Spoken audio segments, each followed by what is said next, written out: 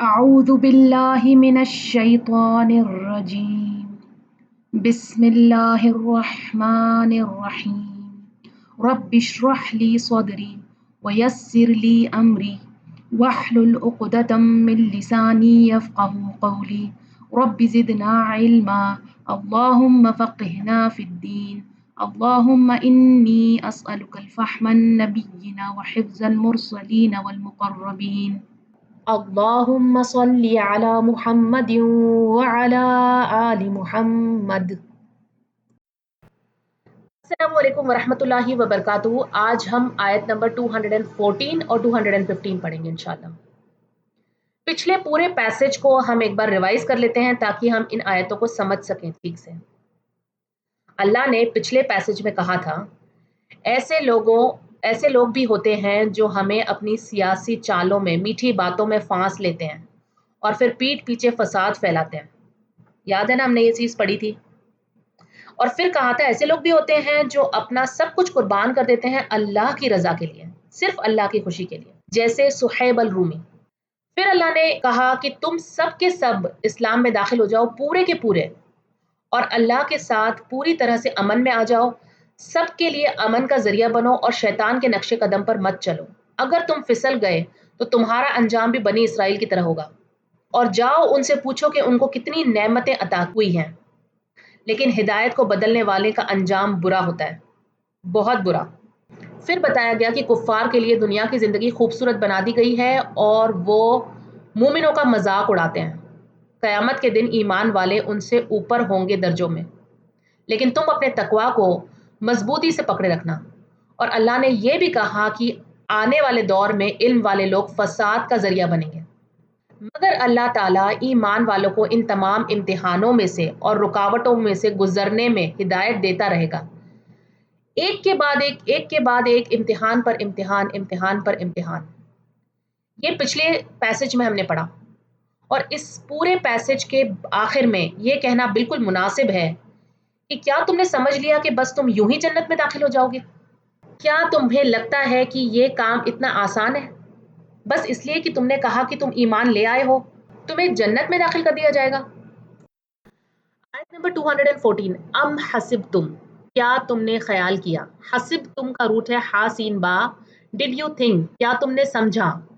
ان تدخلو، کہ تم داخل ہو جاؤ گے۔ ان کا معنی ہے کہ، اور تدخلو اصل میں تدخلو نہ تھا پہلے، یہ جو نون ہے وہ ڈراپ ہو گیا ہے ان کی وجہ سے، پیچھے ان آنے کی وجہ سے۔ یہ گرامر کا ایک رول ہے جس کی وجہ سے نون ڈراپ ہو گیا ہے۔ تدخلو، تم داخل ہو جاؤ گے، یہ پلورل ہے اور پریزنٹ ٹینس ہے۔ تدخلو کا روٹ ہے دال خا لام، اور داخل بھی ہم اردو میں کہتے ہیں، تو کیا تم داخل ہو جاؤ گے الجنت، جنت میں۔ ولما، حالانکہ نہیں، یاتکم، آئی تمہارے پاس، مثلو، مثال، الذین، ان لوگوں کی، خلو، جو گزر چکے۔ یہ جو واو ہے ولما کا، ہم نے اس کا معنی کیا حالانکہ، کئی بار ہم اس کا معنی کرتے ہیں اور قسم کھا کے کوئی بات جب کی جاتی ہے تو اس میں بھی واو کبھی کبھی آتا ہے۔ تو حالانکہ نہیں، یاتکم، آئی تمہارے پاس، مثلو، مثال، مثال ہم کئی بار پیچھے پڑھ چکے ہیں، میم سا لام اس کا روٹ ہے، الذین، ان کی، جو خلو، گزر چکے، خا لام واو، پاسڈ اوے، گزر چکے، یہ ورڈ بھی ہم پیچھے پڑھ چکے ہیں۔ من قبلکم، یہ جو قبل ہے، قاف با لام اس کا روٹ ہے، قبل کا معنی ہوتا ہے بیفور یو، اور ہم بعد پڑھ چکے ہیں، بعد کا معنی ہوتا ہے بعد میں آنے والی چیز۔ تو یہاں پہ یہ کہا جا رہا ہے کہ تم سے پہلے جو لوگ گزرے ہیں ان کے ساتھ سخت مشکلیں آئی، سخت آزمائشیں ہوئی ان کی، لیکن تمہارے ساتھ ابھی تک ایسا کچھ نہیں ہوا ہے، تمہیں ابھی تک کوئی آزمائش نے نہیں چھوا ہے، نہ ظلم ہوا ہے، نہ تمہیں اندھیروں میں رکھا گیا ہے جیسے تم سے پہلے لوگوں کے ساتھ ہوا تھا۔ کیا تم سمجھتے ہو کہ بنا کسی امتحان کے، بنا کسی تکلیف کے، بس یوں ہی تم جنت میں داخل ہو جاؤ گے؟ یہاں اللہ سبحانہ تعالیٰ نے دو باتیں سمجھائی ہیں اس آیت میں۔ ایک تو یہ کہ مصیبت اور آزمائش ایمان والوں کے لیے کوئی نئی بات نہیں ہے، پچھلے لوگوں نے اس سے زیادہ مشکل وقت دیکھا ہے۔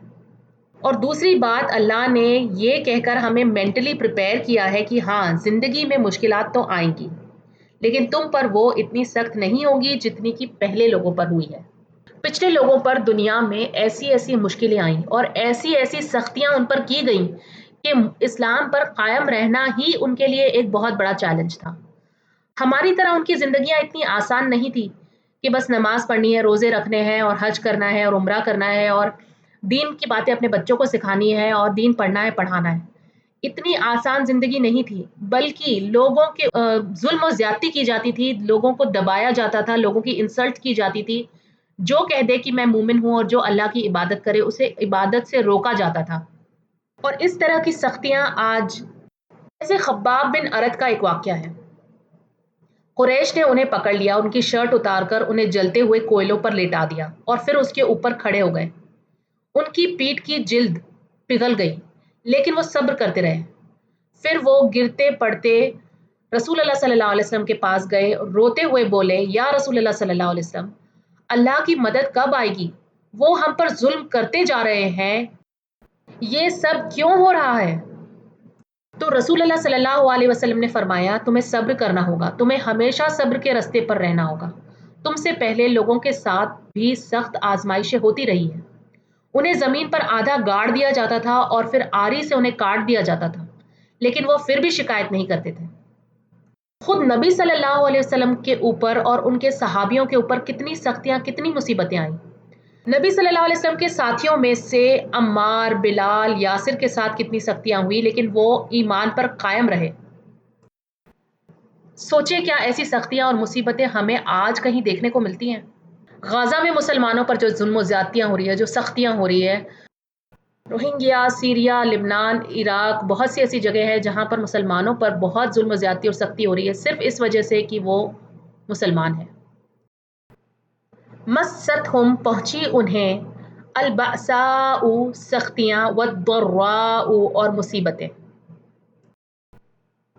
مستہم کا روٹ ہے میم سین سین۔ مستہم پہنچی انہیں، مسا یا مسو سے ہے اور مس کا معنی ہوتا ہے چھونا، ٹچ کرنا۔ تو یہاں معنی ہے کہ نہیں پہنچی انہیں بأسا۔ بأسا بہت بڑی تکلیف، پاورٹی، سختی، تنگ دستی، فقر و فاقہ، بہت بڑی مشکلیں جو انسان کو دبا دے۔ بأسا کا روٹ ہے با حمزہ سین۔ شدت اور ہارڈ شپ، جسمانی مصیبتیں جیسے تنگ دستی، جنگ یا دنیاوی کوئی مشکلات، اس کے لیے یہ استعمال ہوتا ہے۔ والضراء، ضاد را را اس کا روٹ ہے۔ ڈسٹریس، سفرنگ، تنگی، مصیبت کے لیے آتا ہے۔ Hardship, pain, disease, illness, bodily suffering. وبا، ذہنی یا جذباتی تکلیفیں جیسے بیماری، غم یا دکھ، کوئی بھی سختی، کوئی بھی شدت، کوئی بھی نقصان، اس کے لیے یہ آتا ہے۔ ہر طرح کی جو مصیبتیں، تکلیفیں جو دنیا میں انسانوں پر آتی ہے، چاہے وہ ذہنی ہو، چاہے وہ جسمانی ہو، یہ سب کچھ اس میں کور ہو جاتا ہے بأسا اور ضراء میں۔ وزلزلوا، اور وہ ہلا دیے گئے۔ زلزلوا کا جو روٹ ہے وہ ہے زا لام زا لام۔ زلزلہ یزلزل زلزال، they were shaken، انہیں ہلا دیا گیا۔ یہ زلزلہ زمین میں آنے والا زلزلہ نہیں ہے، بلکہ دلوں میں آنے والے زلزلوں کی بات ہو رہی ہے۔ اتنی سختی، تکلیفیں، اتنا ڈر کہ انسان اندر سے اس کا دل گھبرا جائے۔ کبھی ایسا ہوتا ہے نا کہ جیسے بہت زیادہ گھبراہٹ ہو رہی ہے، بہت زیادہ ڈر لگ رہا ہو تو دل ایسے دھڑکتا ہے، اتنی تیزی سے دھڑکتا ہے کہ اگر سینے پہ ہاتھ رکھو تو لگتا ہے کہ اندر زلزلہ آ رہا ہو جیسے۔ تو اللہ تعالیٰ یہاں فرماتے ہیں کہ تم کیا سمجھتے ہو، تمہیں کیا لگتا ہے کہ جنت کا راستہ اتنا آسان ہے کہ تم ایسے ہی جنت میں داخل ہو جاؤ گے بس اس بات پر کہ تم نے کہہ دیا کہ تم ایمان لائے، تم اللہ کو مانتے ہو؟ کیا بس اتنا کہنا کافی ہے؟ تمہارا امتحان نہیں ہوگا؟ پیچھے بھی ہم نے پڑھا ہے سورۃ البقرہ آیت نمبر 155 میں، اور ہم تمہیں ضرور آزمائیں گے کسی چیز سے، جیسے خوف میں سے، بھوک اور مال اور جان اور پھلوں کی نقصان سے، اور پھر کہا گیا کہ خوشخبری دے دو صبر کرنے والوں کو۔ سورۃ المحمد آیت نمبر 31 میں بھی اللہ سبحانہ تعالیٰ فرماتے ہیں کہ ہم تمہیں ضرور آزمائیں گے تاکہ ہم جان لیں کہ تم میں سے کون اللہ کے راستے میں جہاد کرنے والا ہے اور کون صبر کرنے والا ہے، اور ہم تمہارے حالات کو بھی آزمائیں گے۔ تو آزمائش تو ہوگی، پھر کامیاب وہ ہوگا جو تکلیفوں پر صبر کرے گا، اور اس سے بھی اعلیٰ درجہ، بہتر درجہ اس شخص کا ہے جو تکلیفوں پر نہ صرف صبر کرے بلکہ شکر بھی کرے۔ क्योंकि तकलीफें इंसान کو اللہ سے جوڑتی ہیں.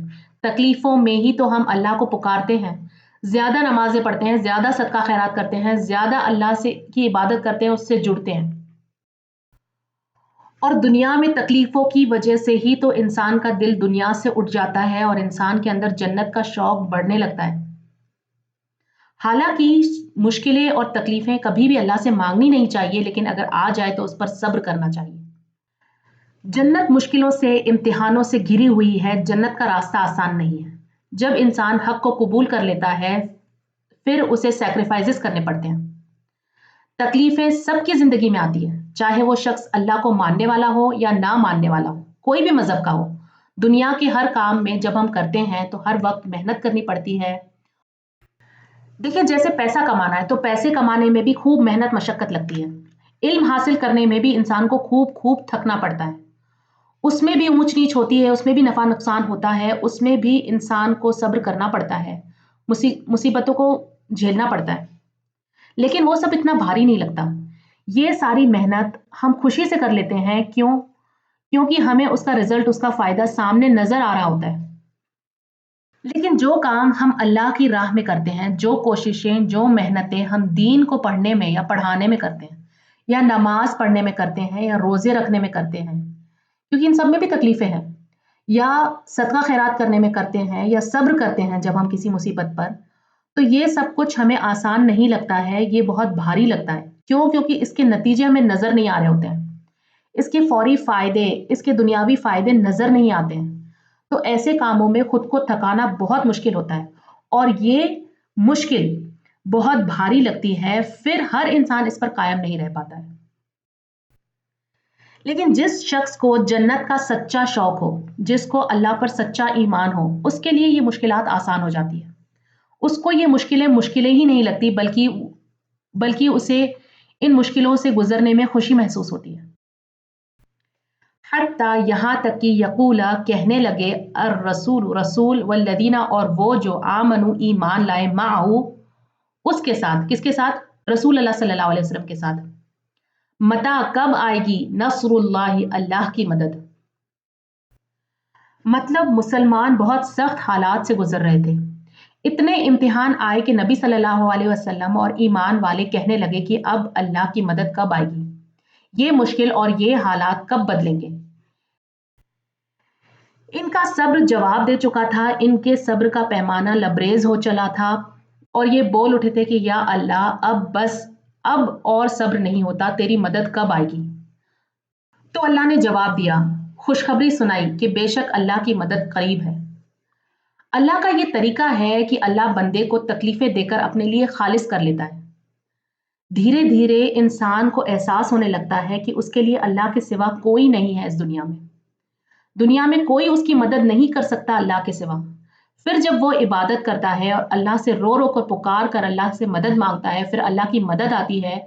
اسی دنیا میں اس کے لیے آسانی ہو جاتی ہے، اور پھر اس وجہ سے اس کی محبت اللہ کے لیے بہت زیادہ بڑھ جاتی ہے.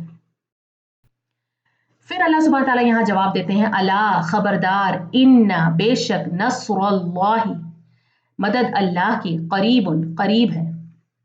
یعنی اللہ کی نصرت ضرور آتی ہے. اور جب بندہ صبر اور ایمان کے ساتھ مشکلات کا سامنا کرتا رہتا ہے تو پھر اللہ کی مدد بالکل قریب ہوتی ہے. اس دنیا میں ہی اللہ کی مدد آ جاتی ہے. یہ آیت سورۃ البقرہ کی آیت نمبر 214 ہمیں یہ سمجھاتی ہے کہ ایمان والوں کی آزمائش ہوگی. لوگوں پر مصیبت، تنگ دستی اور لرزا دینے والی حالتیں بھی ہوگی، لیکن ان سب کے باوجود ان کو یقین دلایا گیا کہ اللہ کی مدد دور نہیں ہے، وہ قریب ہے. صرف صبر اور تقوی چاہیے. آپ دیکھیں قرآن مجید میں آیتوں میں ایک امیزنگ سا بیلنس ہے. قرآن میں کچھ آیتیں ایسی آئے گی جو آپ کے دل کو پگھلا دے گی، آپ کو نرم کر دے گی کہ میرا رب کتنا رحمان ہے، کتنا رحیم ہے، کتنا رحم کرنے والا ہے. اور کچھ آیتیں ایسی ہوگی جو آپ کو سخت بنائے گی، جو آپ کو ہمت دے گی، جو آپ کو مضبوط بنائے گی. اللہ چاہتا ہے کہ مسلم امت کی ایک عزت ہو، ایک وقار کے ساتھ وہ زندگی جیے. اللہ سے دعا ہے کہ وہ ہمیں اس کی مدد کا یقین کرنے والوں میں سے بنائے. اللہ ہمیں اس کے بتائے راستے پہ چلنے والوں میں سے بنائے. اللہ ہمیں اس کی کتاب کو سمجھنے والوں میں سے، پڑھنے پڑھانے والوں میں شامل کرے. اور قرآن پر عمل کرنے والوں میں سے بنائے، آمین یا رب۔ آیت نمبر 215، یسألونک، وہ سوال کرتے ہیں آپ سے۔ یسألونک میں جو کا آ رہا ہے اس کا معنی ہے آپ سے، اور یسألون یہ پلورل ہے اور پریزنٹ ٹینس کے لیے آیا ہے۔ ماذا کیا کچھ، ینفقون وہ خرچ کریں۔ سوال کون پوچھ رہا ہے؟ صحابہ اکرام پوچھ رہے ہیں۔ کس سے پوچھ رہے ہیں؟ رسول اللہ صلی اللہ علیہ وسلم سے پوچھ رہے ہیں۔ صحابہ اکرام دنیا کے سب سے بہترین افراد تھے۔ یہ ایسے لوگ تھے جو رسول اللہ صلی اللہ علیہ وسلم کے ساتھ تھے، اور ایسا ساتھ کسی اور شخص نے کسی اور کا نہیں دیا کبھی۔ نبی صلی اللہ علیہ وسلم کے ساتھ رہتے تھے، لیکن ان کے اتنے قریب تعلق ہونے کے باوجود ان سے بہت زیادہ سوال نہیں کیا کرتے تھے، بلکہ غور سے سنتے تھے، سیکھتے تھے، یاد رکھتے تھے، اور واقعی جہاں مشکل پیش آتی تھی وہاں سوال کیا کرتے تھے۔ اور صحابہ اکرام عمل کی نیت سے سوال کیا کرتے تھے۔ کیا ہم بھی اسی طرح سے سوال کرتے ہیں؟ ہم کئی بار بے ضرورت سوال کرتے ہیں، کبھی کبھی تو عمل کی نیت بھی نہیں ہوتی، بس ایسے ہی ٹائم پاس، صرف یہ جاننے کے لیے کہ کون کیا کہتا ہے، کس کا کیا ماننا ہے۔ اور کبھی کبھی تو کرنی اپنے من کی ہوتی ہے، بس سوال اس لیے پوچھتے ہیں کہ بس کوئی کہہ دے کہ ہاں اسلام میں یہ بات ٹھیک ہے، یا کوئی سائڈ کا رستہ نکل آئے جس سے کہ ہم وہ کر سکیں جو ہمارا من چاہتا ہے، اور ہم اسلام کے ذریعے اسے جسٹیفائی کر سکیں۔ تو ایک اسلامک اسکالر سے پوچھیں گے اس سوال کا جواب کیا ہے، اگر وہ جواب من مطابق نہیں ہوا تو دوسرے سے پوچھیں گے، پھر انٹرنیٹ پہ سرچ کریں گے۔ اسلام کے حکم پر عمل نہیں کرنا چاہتے، بلکہ جواب وہ چاہیے جو ہم سننا چاہتے ہیں۔ لیکن صحابہ اکرام بہت کام کی بات پوچھتے تھے، عمل کی نیت سے پوچھتے تھے۔ اور یہاں کچھ مفسرین کا کہنا یہ ہے کہ یہ سوال، خاص کر کے یہ سوال جو بہت زیادہ غریب صحابہ اکرام تھے انہوں نے پوچھا تھا، تو وہ نبی صلی اللہ علیہ وسلم کے پاس اپنے سوالات لے کر آتے، اور اللہ سبحانہ تعالیٰ خود ان کے جواب قرآن مجید میں اتارتے۔ تو یہاں اللہ سبحانہ تعالیٰ نے جواب دیا، کہا قل، کہہ دیجئے، یعنی رسول اللہ صلی اللہ علیہ وسلم سے کہا جا رہا ہے کہ انہیں جواب دے دیجئے، کہہ دیجئے ان سے، ما جو انفقتم خرچ کرو تم، من خیر مال میں سے، انفق ينفق انفاق خرچ کرنا، تو جو بھی تم خیر، جو ہے خیر کا معنی ہوتا ہے کوئی بھی طرح کی خیر، اینی گڈنس، کوئی بھی بھلائی کا کام، لیکن یہاں اسپیسیفکلی مال یا پیسوں کی بات ہو رہی ہے۔ انہوں نے پوچھا تھا کہ کیا خرچ کریں۔ اللہ سبحانہ تعالیٰ فرماتے ہیں کہ جو بھی تم خرچ کرو مال میں سے، جو بھی، جہاں بھی، کسی بھی کوانٹٹی کا، کسی بھی کوالٹی کا، سب سے پہلے ماں باپ کا حق ہے، اور پھر رشتہ داروں کا، اور پھر یتیموں کا حق ہے۔ فَلِلْوَالِدَيْنِ تو والدین کے لیے، والاقربین اور قرابت داروں کے لیے، والیتامیٰ اور یتیموں کے لیے، والمساکین اور مسکین، وابن السبیل اور مسافر کے لیے ہے۔ آپ دیکھیں یہاں سوال کیا گیا تھا کہ کیا چیز ہم خرچ کریں، سوال یہ نہیں تھا کہ کس کو مال دیا جائے، لیکن اللہ نے یہ بھی بتایا کہ کیا خرچ کرو، اور یہ بھی بتایا کہ کہاں خرچ کرو۔ کیوں؟ کیونکہ جو سوال صحابہ اکرام نے کیا تھا وہ سوال ادھورا تھا۔ اگر اللہ سبحانہ تعالیٰ صرف یہ کہہ کر چھوڑ دیتے کہ ما انفقتم من خیر، جو بھی تم خرچ کرو خیر میں سے، تو سمجھ نہیں آتا، کہ بات کلیئر نہیں ہو پاتی کہ کرنا کیا ہے۔ تو دیکھیں یہاں اللہ سبحانہ تعالیٰ نے جواب تو پورا دیا ہی، لیکن سوال کو بھی پورا کر دیا کہ جو تم پوچھ رہے ہو وہ ادھورا سوال ہے۔ فَلِلْوَالِدَيْنِ تو والدین کے لیے، والدین کا روٹ ہے واو لام دال، اور والدین جو ہے وہ تثنیہ ہے، یعنی ڈوئل کے لیے آتا ہے، یعنی دو جنوں کے لیے، تو والدین میں دونوں پیرنٹس، ماں اور باپ شامل ہیں۔ تو جو بھی تم خرچ کرو نیکی میں سے، بھلائی میں سے، مال میں سے، تو سب سے پہلا حق والدین کا ہے۔ سوال یہاں پہ یہ اٹھتا ہے کہ بیوی بچوں کا ذکر یہاں پہ کیوں نہیں کیا گیا؟ دیکھیں کیونکہ بیوی بچوں کے اوپر خرچ کرنا فرض ہے، فرض اپنی جگہ پر ہے، لیکن یہاں پہ نفلی صدقات کی بات ہو رہی ہے۔ جو ذمہ داری ہے، جو لائبلٹی ہے، وہ تو تمہیں کرنی ہی ہے، اس کے لیے تو پوچھنے کی ضرورت ہی نہیں ہے۔ یہ تو کوئی سوال ہی نہیں ہوا کہ بیوی بچوں پر خرچ کریں یا نہیں، کیونکہ وہ تو آؤٹ آف کوسچن ہے، وہ تو فرض ہے تم پر، وہ تو کرنا ہی ہے۔ ہاں اگر اس کے علاوہ خرچ کرو تو سب سے پہلا حق والدین کا ہے۔ اور سب سے بڑا ثواب والدین پر خرچ کرنے کا ہے. والاقربینا، اور قرابت داروں کے لیے. قاف را با اس کا روٹ ہے. کلوز ریلیٹیوز، زیادہ قریبی رشتہ دار. اور یہ قریبی رشتہ دار کون ہے؟ بھائی بہن سب سے پہلے قریبی رشتہ دار ہوتے ہیں، اس کے بعد چاچا، ماموں، پھوپھی، خالہ، یہ سب آتے ہیں، اور پھر ان کے بچے، اور اپنے بچوں کے بچے بھی یعنی پوتے نواسے بھی اقربین میں آتے ہیں. کیونکہ اپنے بچوں پہ خرچ کرنا تو فرض ہے، لیکن اپنے بچوں کے بچوں پر خرچ کرنا یہ نفلی صدقات ہے، یہ فرض نہیں ہے. جیسے کہ میں نے پہلے بتایا کہ اپنے ماں باپ پر خرچ کرنا تو سب سے اعلیٰ ترین درجہ ہے، اور اپنے نانا نانی اور دادا دادی بھی والدین میں ہی آ جاتے ہیں. لیکن ماں باپ کے جو نانا نانی اور دادا دادی ہوتے ہیں وہ اقربا میں آتے ہیں. اور سب سے قریبی رشتہ دار کون ہوتا ہے؟ کلوز ریلیٹیوز کون ہوتے ہیں؟ بھائی بہن. اور ان کے بعد جیسے میں نے آپ کو پہلے بتایا چاچا، ماما، پھوپھی اور خالہ وغیرہ. اور پھر ان کے بعد ان کی نیکسٹ پیڑھی یعنی ان کی اولاد جو ہے وہ نیکسٹ کیٹیگری میں آتی ہے، نیکسٹ درجہ ہے ان کا. یعنی بہن بھائی کے بچے بہن بھائی کے بعد آتے ہیں اقربا میں. والیتامہ، اور یتیم. یتیم جس کا باپ فوت ہو جائے، ماں کے فوت ہونے پر یتیمی نہیں ہوتی. اور یہ بات ہے کہ بلوغت سے پہلے یعنی بچہ جب چھوٹا ہو اور اس کا باپ فوت ہو جائے تو وہ یتیم کہلاتا ہے. اور یتیموں کا دھیان رکھنا بہت ضروری ہے. سوسائٹی میں یتیم محروم میں آتے ہیں، ان پر کوئی دھیان نہیں دیتا ہے. ضروری نہیں کہ یتیم غریب ہی ہو، یتیم امیر بھی ہو سکتا ہے، لیکن اس پر بھی خرچ کرنا ہے. کیوں؟ کیونکہ آپ دیکھیں کہ جب کوئی شخص اپنے بچوں پر خرچ کرتا ہے تو وہ صرف ضروریات کی چیزوں پر خرچ نہیں کرتا کہ بس انہیں کھانا پینا دے دو اور ان کی ضرورت کی بکس وغیرہ دلا دو اور اسکول میں پڑھا دو. نہیں، ان کو تحفے طہارت بھی دیتا ہے. ان کی ضرورت کے علاوہ ان کی پسند کی چیزیں بھی انہیں دلاتے ہیں انہیں خوش کرنے کے لیے. لیکن یتیموں کے ساتھ کوئی ایسا نہیں کرتا کیونکہ ان کے ماں باپ ہی نہیں ہیں. ایسا خیال یتیم بچوں کا کون کرے گا؟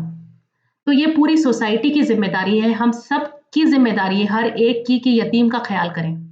ضرورت مند یتیم ہو یا نہ بھی ہو تو بھی یتیموں کو بھی کچھ تحفے طہارت دینے چاہیے تاکہ ان کی حوصلہ افزائی ہو. اچھا، اس کے علاوہ اقربین پر جب ہم خرچ کرتے ہیں تو ضروری نہیں کہ وہ غریب ہو، مسکین ہو، محتاج ہو. نہیں، اگر وہ کھاتے پیتے بھی ہوں، اگر وہ ویل ٹو ڈو بھی ہوں تو بھی ان پر خرچ کرنا ہے. انہیں بھی تحفے دو، ان کے گھر کھانا بھیجو، ان کو گھر بلاؤ، کھانا کھلاؤ، کبھی کبھار کپڑے اور دوسرے گفٹس وغیرہ بھی دے سکتے ہو.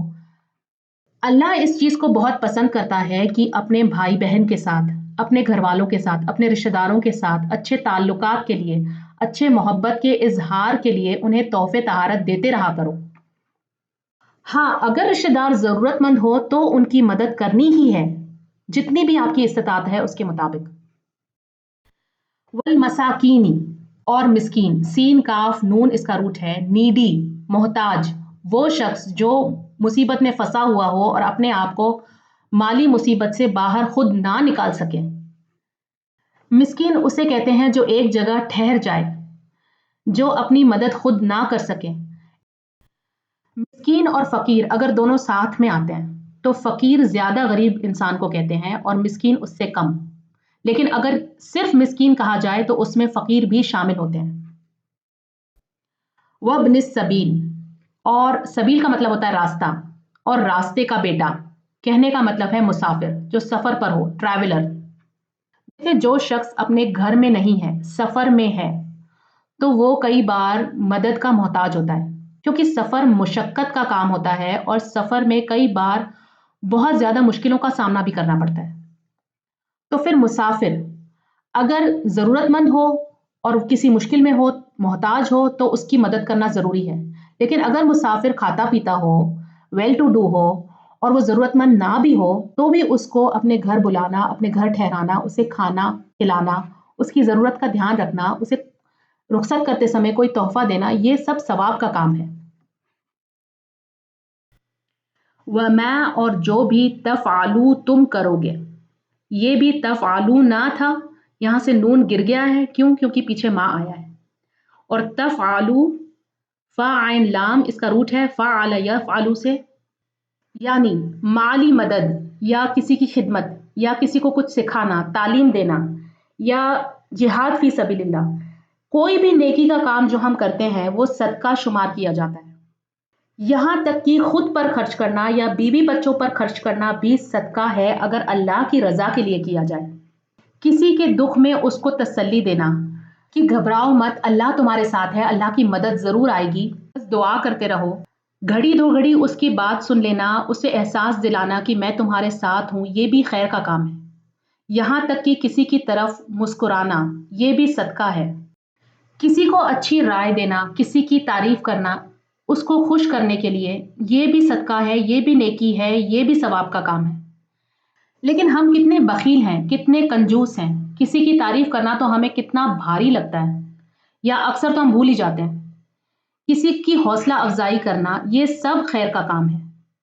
मिन खैरिन, कोई भी नेकी का काम, छोटी या बड़ी, कोई भी भलाई, यानी चाहे कम माल हो या ज्यादा हो, अगर तुम्हारे पास खर्च करने के लिए कुछ ना हो, अगर तुम्हारे पास सिर्फ 3 खजूर हो और पास खड़े किसी शख्स को तुम 1 खजूर दे देते हो, तो ये भी सदका है, ये भी नेकी का काम है, सवाब का काम है।